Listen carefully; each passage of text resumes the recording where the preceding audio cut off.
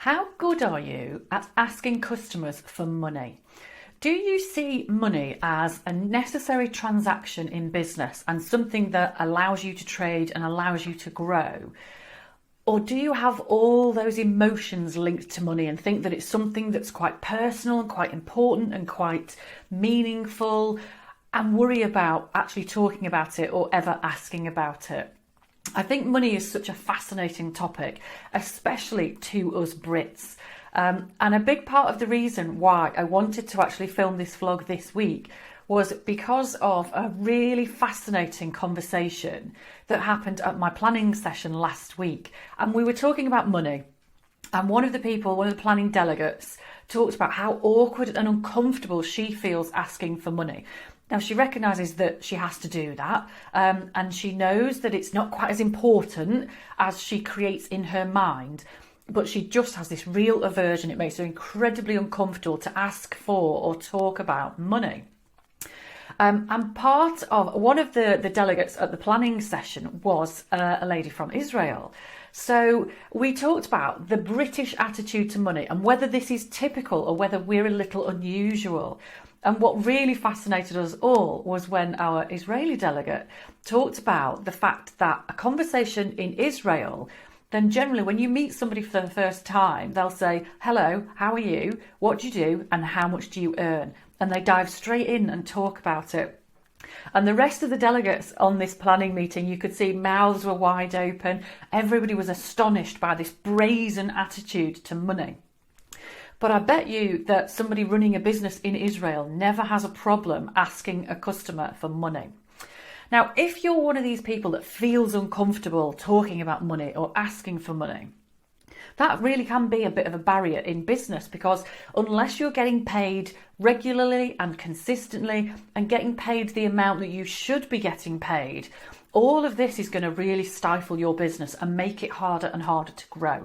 So we have to get over this awkwardness of talking about money and get confident with our right to get paid.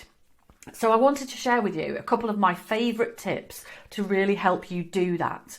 Now, the first one is to just try to remove that emotional connection with money.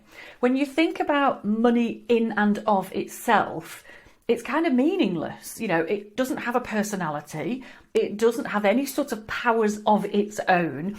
It's just a coin or a note or a number in a bank account. You know, it can't do anything. It's just literally this conduit. So you can remove that whole emotion. Money itself has no emotion. The emotion is the way we think about it.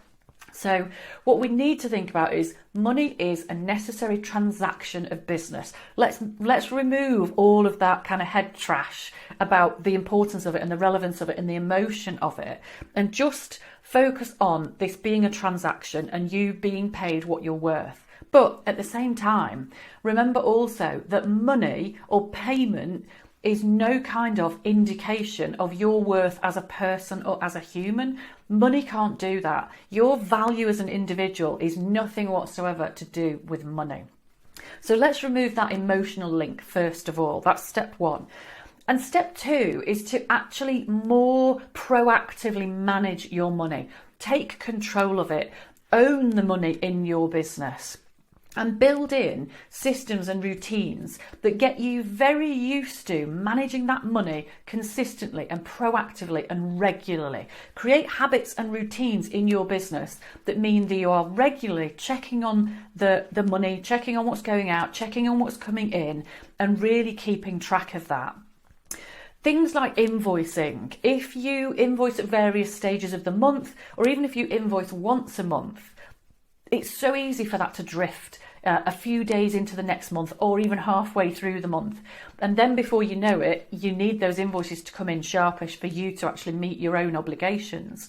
So if you have to create invoices every week or every month or whatever that is, that's something that really needs to be in your diary, and it should be in there very consistently. So a regular slot in your diary every single week to check on your money, to work out whether any invoices need to be sent out, to work out whether any payments need to be chased.